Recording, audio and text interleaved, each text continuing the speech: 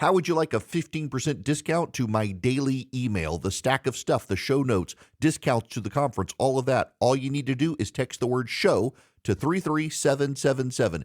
You'll get the annual subscription with a 15% discount to my daily email. You'll get the stack of stuff, the links to the show notes, discounts to the conference, and so much more. All you have to do is text the word show, SHOW, to 33777. Text show to 33777.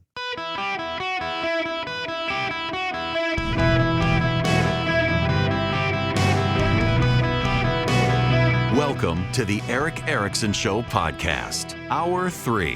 Hello, America. Welcome. It is Eric Erickson here. The phone number, 877-973-7425. Should you wish to be on the program, delighted to have you with me today. I was going to talk about Jerome Powell and interest rates. In fact, I got some of his conference from yesterday. Let me play this for you.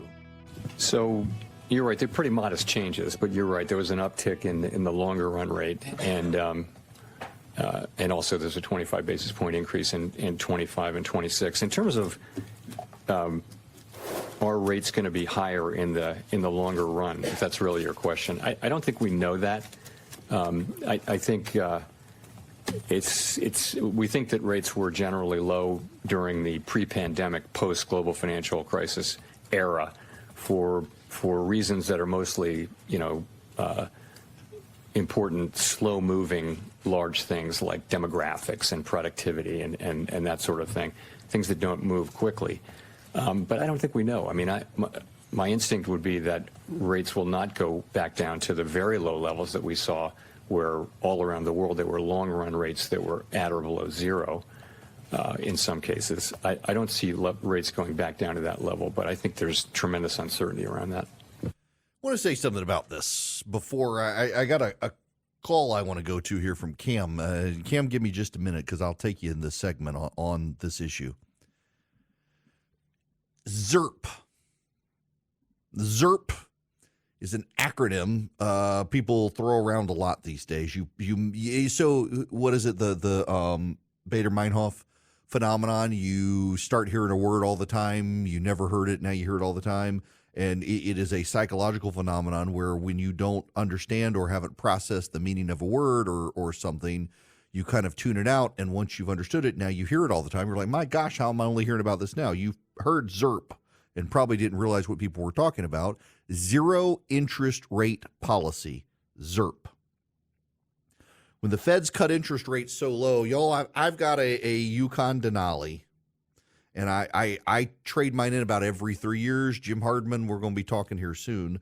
I trade it in about every 3 years because they hold their value till about 100,000 miles, and I put 100,000 miles on a car every 3 years.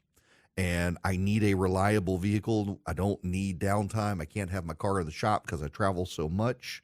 Particularly in the Southeast, I tend to drive instead of fly. If I'm going to Orlando or something like that, I'll drive because, it's 5 hours from my house as opposed to the hour to the airport, the hanging out for 2 hours, the flight that's an hour and a half, and getting out of there and getting a rental car. Might as well have my own car.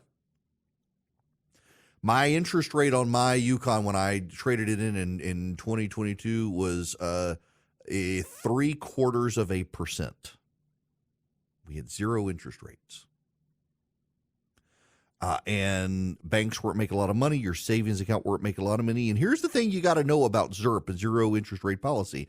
Tech companies could explode because they could make a lot of money on their investments in the stock market and pay back their loans because they didn't have 5, 6, 7% interest rates. But suddenly when rates return to normal, and by the way, 4 or 5% interest rates is actually normal times.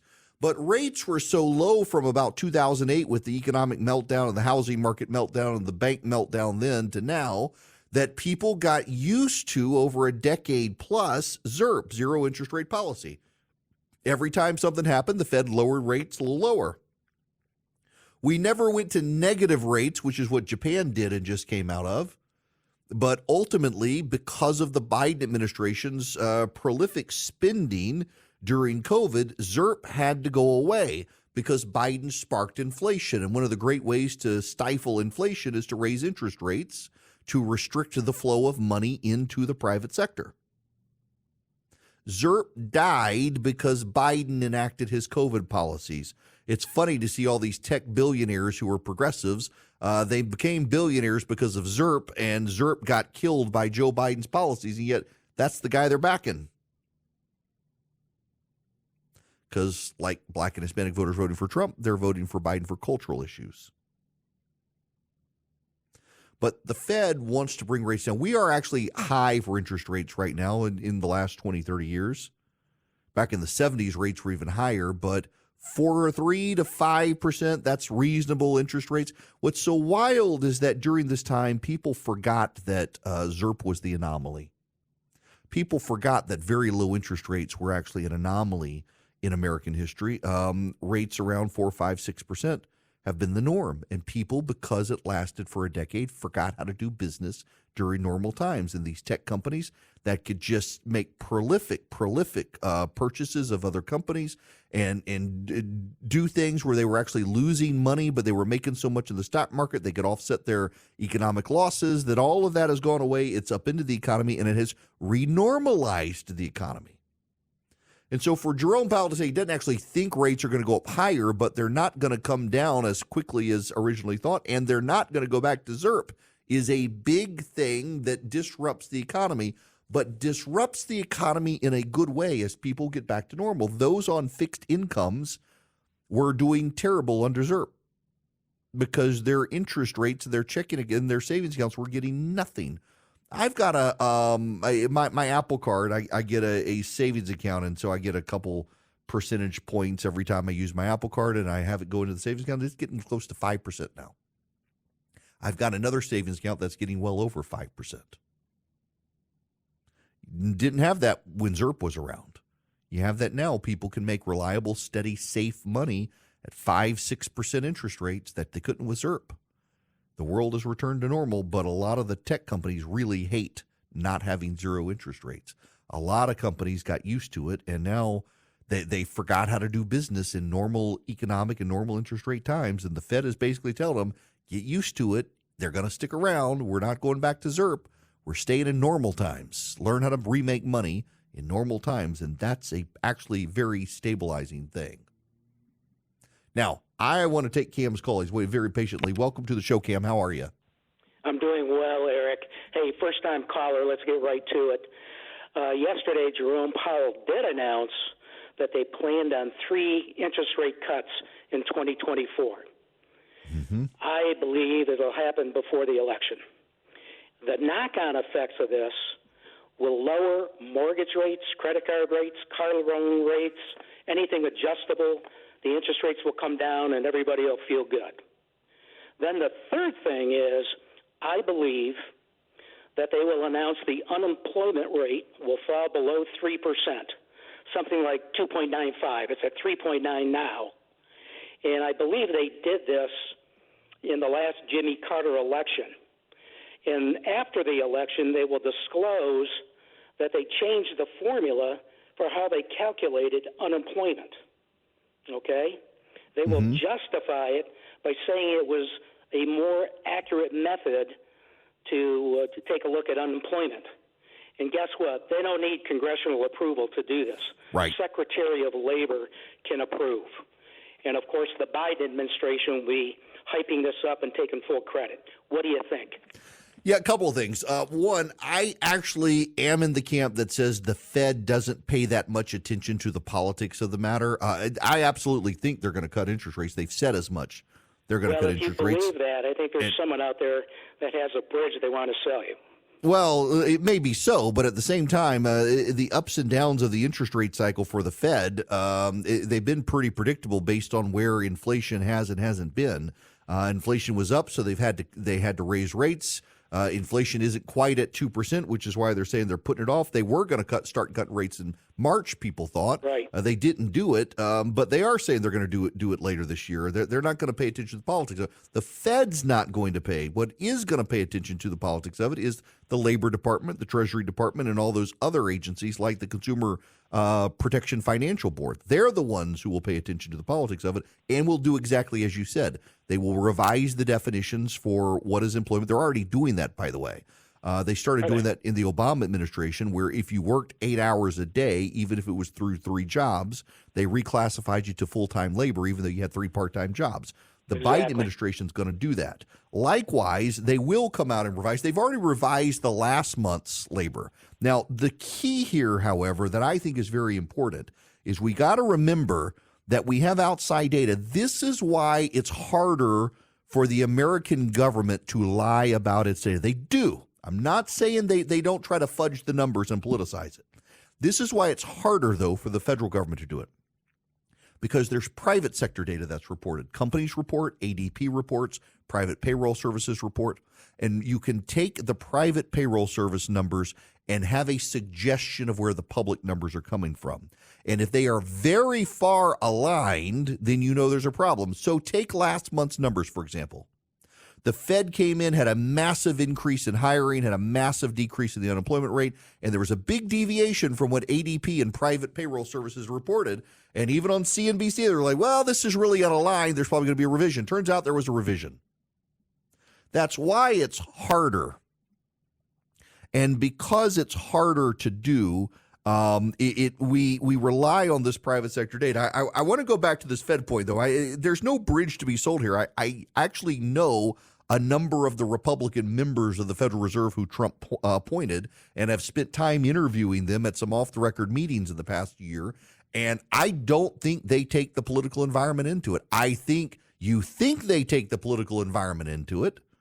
I know most people do, and this is what one of the Trump appointees told me, is that most people think the Fed takes the politics of the day into it, but overwhelmingly, none of them think about it. They're looking at other data. In fact, Wall Street is convinced the Fed takes Wall Street into account, and the Fed doesn't take Wall Street into account.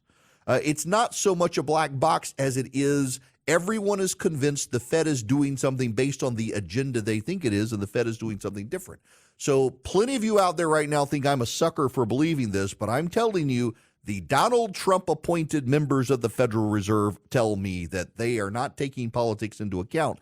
It looks like politics is being taken into account because you are all political animals looking at the political ramifications of what the interest rate is going to do or not do. And the Fed is actually looking at other financial economic data, and the federal financial economic data makes them look like nerds to you. And you see this cut in interest rates, but the cut is coming based on the underlying inflation rate, not on the underlying political ramifications of it. And if that was not the case, you would have seen ZIRP go away at the beginning of the Trump administration, when the Obama governors were there and knew by raising interest rates they could have wrecked Donald Trump's economy. And what did they do? They kept rates low.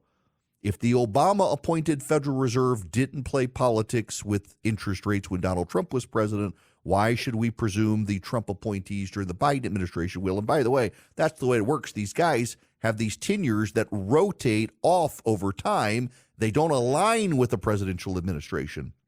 So you've got a number of people on the Fed to this day who are Trump people. Why would the Trump people cut interest rates? Why would the Trump-appointed members of the Fed cut interest rates to help Joe Biden? They're Trump people. Jerome Powell, appointed by Donald Trump. You all believe it because you're political animals who look at everything through a political lens. I'm telling you, the Trump members of the Federal Reserve themselves tell me they're not looking at the political implications of the interest rate cuts, but they do tell me that they're the only ones who don't. The Consumer Financial Protection Board, the Department of Labor, the Department of Commerce, all of them are looking for edges because they are all partisan appointees who want to help their team. I realize none of you are going to be persuaded by that.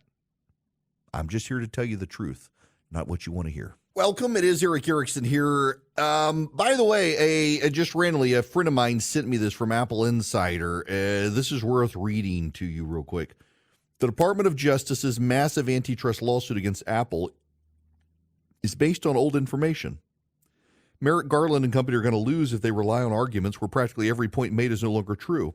When a lawsuit from the feds has a ridiculous statement that is possibly the dumbest thing we've ever said about Apple that we're about to share with you, you know it's going to be a whopper start to finish. Quote, to protect its smartphone monopoly and the extraordinary profits that monopoly generates, Apple repeatedly chooses to make its products worse for consumers to prevent competition from emerging.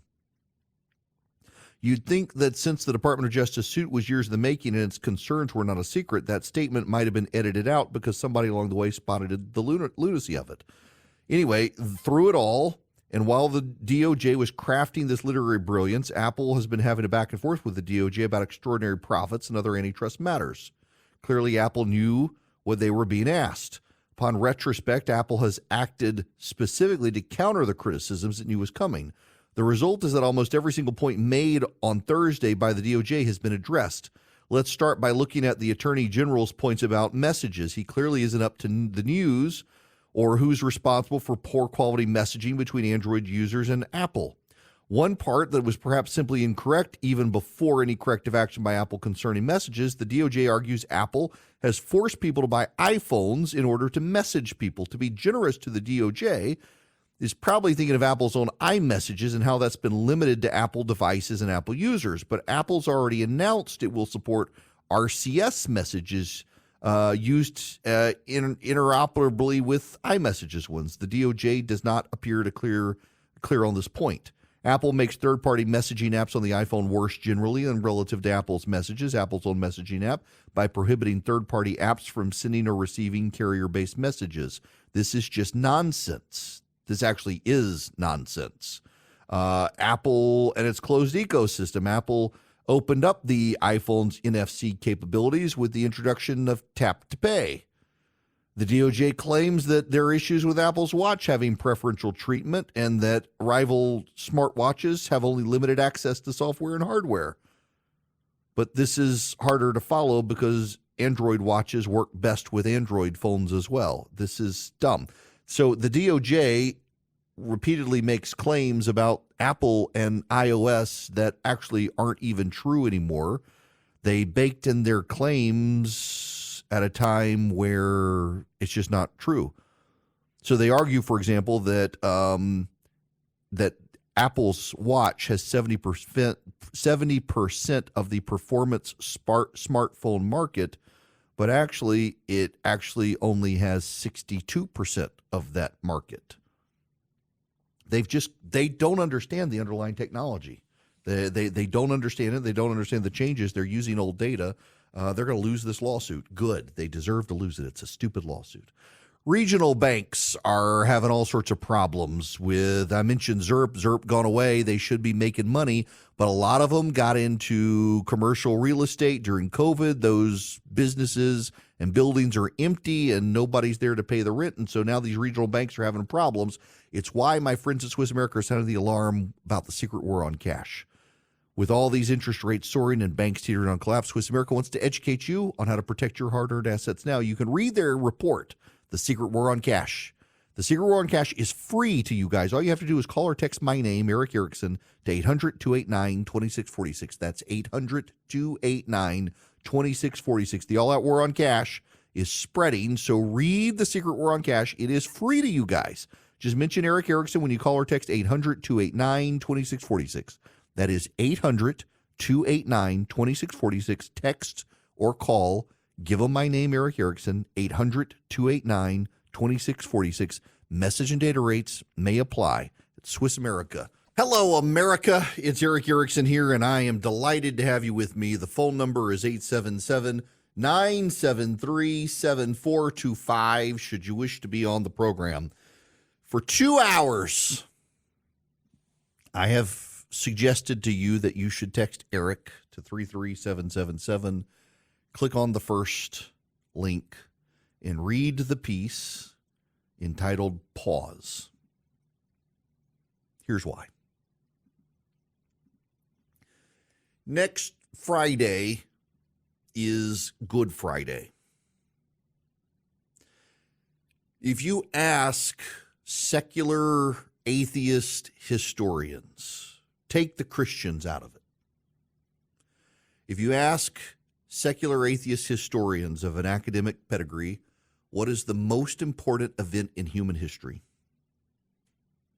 Very often the number one, but almost unanimously within the top five, will be the execution of a carpenter in Jerusalem 2,000 years ago. Because you cannot deny the ramifications of the execution of this guy named Jesus 2,000 years ago has impacted the world over. It is widely considered by historians in surveys from Harvard and Yale, from Oxford, from Cambridge, from the Sorbonne, even from Asian universities. It is widely listed as very often the number one most important event in human history, if not within the top 5. There are oftentimes Alexander conquering the world, the Roman Empire, things like that. They're all there. Landing on the moon, World War II, but within the top 5 most important events in human history, 2,000 years ago, the execution of a man named Jesus in Jerusalem is very often listed as the number one event in human history. Every year on this program, on that day, I send home the call screener, and Jim and I do the show, and I spend some time talking to historians and others about the significance of that day.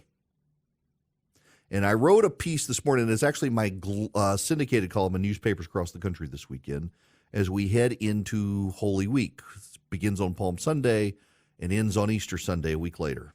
We've been going through Lent. Do you know what the season of Lent is, the 40 days before Easter? I've always been fascinated by this. It doesn't get a lot of coverage, and I will botch it a little bit, show me some grace here, but essentially, before Constantine Christianized the Roman Empire, there were a series of major persecutions of people of Christian faith. They kicked off with Nero, obviously. Nero's where Paul and Peter were executed.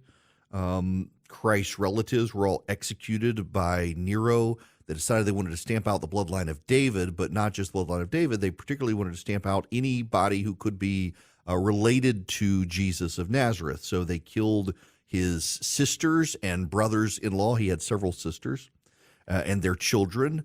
They killed his brothers. We know that he had half-brothers, if you will. Some say first cousins.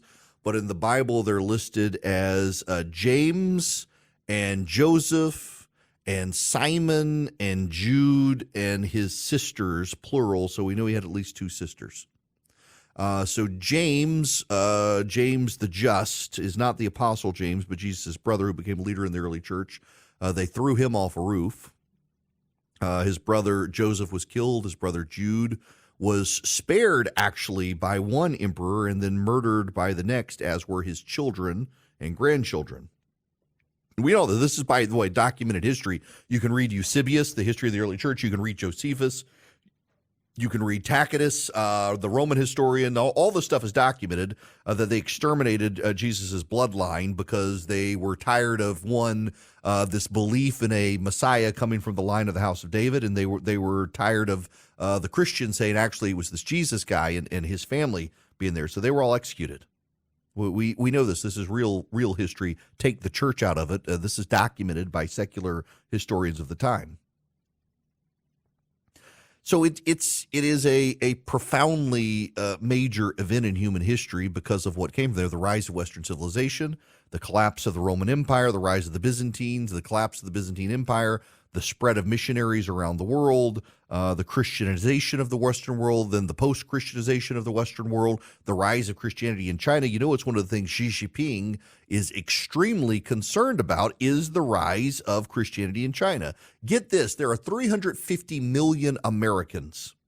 There are a number of estimates now that there are more Christians in China than there are Americans. Not American Christians, but Americans as a whole. So more than 350 million Christians in China. Xi Jinping has been ruthlessly exterminating churches, rounding up and locking up pastors. We talk about the Muslim persecution in China. The Christian persecution in China is actually bigger than the Muslim persecution in China. And yet Christianity is the fastest growing religion in China. It is also, surprisingly, the fastest growing religion in Iran. It is causing global upheavals. Now, the reason for this is because every other religion on the planet is geographically grounded. Islam is geographically grounded in Mecca. Judaism, geographically grounded in Jerusalem. Hinduism, geographically grounded in parts of India and in Nepal. Shintoism, geographically grounded in Japan, Kyoto. Christianity has no geographic grounding because it is unmoored from Jerusalem and Judaism. You know, in around 70, when what was Tacitus destroyed the temple in Jerusalem, the Jews had been given religious license in the Roman Empire to worship uniquely from everyone else. And Christians originally would go into the Jewish synagogues and say, well, we're Jewish too, and worship. And over time, the Jews said, no, you're not. You're something different. We don't believe this Jesus guy, threw the Christians out. And when the Christians took over the empire, that's when the Jewish persecution really started. Yes, the Romans destroyed the temple and chased them out of Judea and changed the name to Palestine, but the real Jewish persecution started with Christians, instead of loving their neighbors, seeking revenge once they took over the empire. All of this comes about because of this guy who was tortured and executed, and Christians believe rose again. So when I started on radio, I started doing a show on Good Friday, and I will again this year because at this point now, the audience has I've been getting emails now for the last month and a half from people wanting to know when it is. And I'm like, Good Friday. I've been doing some interviews with people for it to do it. But this is my point of writing the piece and calling your attention to it, because we're headed into the general election season. And I was in an email exchange with a friend of mine yesterday who was not a Donald Trump supporter in 2016 or 2020 for that matter. Said his mother-in-law will not speak to him or his wife. Think about that. A woman will not speak to her daughter. Her daughter and her son-in-law are Christian conservatives, like solid church-going people who work for a Christian ministry, and she won't speak to them because she decided they had sold out the country and their faith to Joe Biden by not supporting Donald Trump. They didn't vote for Joe Biden either. And then I know a guy who refuses to go to family celebrations because his word, not mine. I can say the word, but it'll make some of you angry. But he refers to them as Trump-tards. You know where the ending comes from, the word that he's basing that on. And he will not hang out with his family, won't hang out with his brothers and sisters, and he won't hang out with his parents because he believes that they have become mentally degraded by supporting Donald Trump. Will not. This is a dude who I've known for a very long time, and I know parts of his family, not as well as him. And he's so disgusted by his family's embrace of Donald Trump, he feels like it's a betrayal of their values and everything they've stood for, and that Trump is better for the country. He won't go hang out with his family. To the extent I know this family, they're not a super political family, but he won't hang out with them. Life is too short to divide your life and ruin your friendships and family over politics, and yet people are. And you know the irony here in all of this is that this guy Jesus told his supporters that belief in him would upend families. Belief in him would tear families apart, pit mother against child, father against child, child against child, sibling against sibling. And it did. Even in his lifetime, his brothers rejected him in life. It's one of those bits of testimony for the reality of his resurrection is that we know from the firsthand eyewitness accounts that his brothers thought he was insane.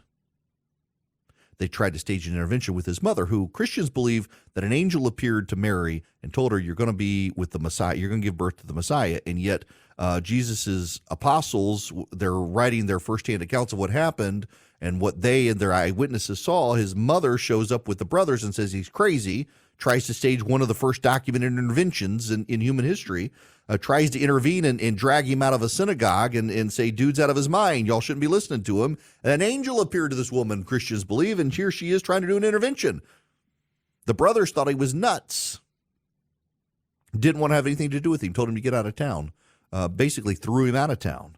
They didn't even show up at his execution. The brothers didn't. They wanted nothing to do with him. And yet they became leaders in the early church, and they all died professing he was the risen Lord. That as a Christian, I'd say something had to have happened for that to happen. But the larger point is that people are dividing themselves up in politics and dividing families as if it is a religious dispute. I mean, people's families separated over an embrace of Jesus. People's families should not be celebrating over the embrace of Donald Trump. I know I've called him Cheeto Jesus, but please, he's not a religious figure.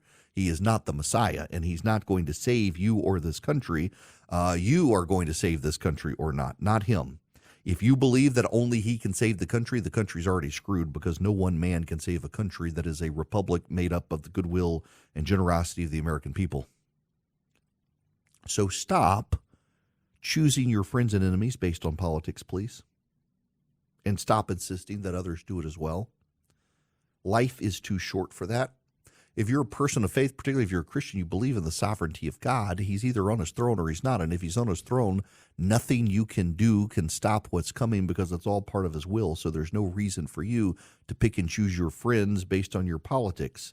It's just wild, when I see people in the church stand up and act the way some of them are acting, foolishly and politically and just in your face politically. Not really loving their neighbors, not really doing anything to identify themselves as anything other than political.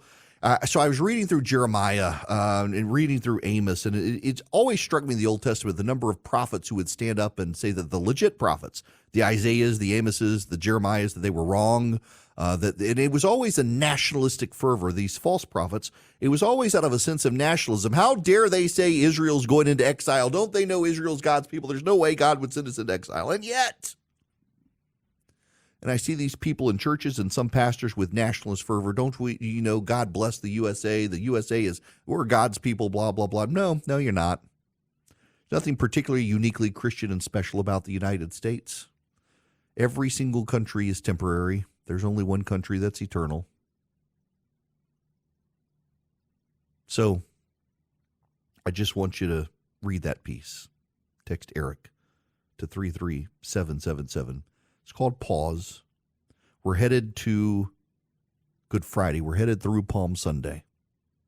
And this is always the time of year I'd like to just remind you, particularly in an election season, that God's got this. Nothing you can do or say is going to change the end of the story. And if you're a believer, you know how the story ends and you know you're on the winning team. So stop being a jerk to people because of politics. Stop being nasty because the other side is nasty. Stop behaving the way the other side is behaving, and stop fretting and worrying about the end of America, because America's always going to end. But the question is, if you turn into an idol worshiper and you're worshiping it and you lose your soul, where are you going to end up? That's the bigger question, not where the country ends, because I've read the end of the book. Nothing is permanent. It all ends. This is a temporary place. We're just passing through. So why burn bridges and strike matches and destroy friendships and relationships along the way for a temporary gain of something that it too will go away when you could have eternity? So please, we're headed into the general election. Do not behave like you think the other side behaves. Behave like someone who is a happy warrior who knows he's already won. Now, let me tell you about Americans for Prosperity before I get out of here. They're an activist group. They're a do tank, not a think tank. Around the country, Americans for Prosperity goes into states and does the business of the conservative movement. They get their hands dirty. They go door to door. They push people. Americans for Prosperity helped get school choice across the finish line in South Carolina today. Yes, South Carolina school choice today. Yesterday happened in Georgia. Americans for Prosperity played a huge role there as well. Around the country, they've been fighting for school choice. Now, also, they want me to, I want to send you to AmericansForProsperity.org so that you can sign up and be a volunteer with them and learn to love them like I do. But they want me to send you to Bidenomics.com because they, not the Biden administration, bought the website Bidenomics.com, and they've got Joe Biden's economic record on display for everyone to see. They want you to be able to see it because they want you to know how bad it is and be able to share it with your friends and family when Biden comes calling and says everything is grand and glorious and you know it's not. You can get all the receipts at Bidenomics.com. But I just want to tell you, school choice had big victories yesterday and today. South Carolina, Georgia, A couple other states as well, and AFP played a role in every single one of them, getting people to show up at legislatures, knock on doors, educate local people where their legislators stood, making phone calls. They deserve a lot of credit for helping. And so AmericansForProsperity.org, but they want me to tell you about Bidenomics.com. So I'm killing two birds with one stone, but they're a great group. Hello there, welcome. It is Eric Erickson here. Y'all, we've got a new victim of cancel culture. At least he believes that he is a victim of cancel culture. His name is John Hinckley Jr. You might have heard the name. He says he is a victim of cancel culture. He was going to do a music concert in Connecticut, but it got canceled. And he told the New York Post, quote, "I think it's fair to say I'm a victim of cancel culture. It keeps happening over and over again." The name sound familiar? This would be the man who attempted to assassinate Ronald Reagan in 1981 and killed multiple people in the process. He was released from psychiatric care in 2020. A few years. Yeah. Launched a musical career in 2020. Few years after he was released from psychiatric care, he was given permission in 2022 to start touring the United States. They book me, and then the show gets announced, and then the venue starts getting backlash, and the owners cave, they cancel. It's happened so many times, it's kind of what I expect. I don't really get upset. He wounded Ronald Reagan, and wounded James Brady and Tim McCarthy and Thomas Delahanty. Brady suffered brain damage from the attack and ultimately died in 2014. Dude, you shot the president of the United States. You tried to kill him because you were infatuated with the actress Jodie Foster and wanted to impress her. And you got released when by the, was it the Obama administration that really, I can't remember who released him, but you think you're a victim of cancel? You tried to cancel Ronald Reagan. I have no sympathy for you. You tried to permanently cancel him. Good Lord. The guy still has mental issues, clearly.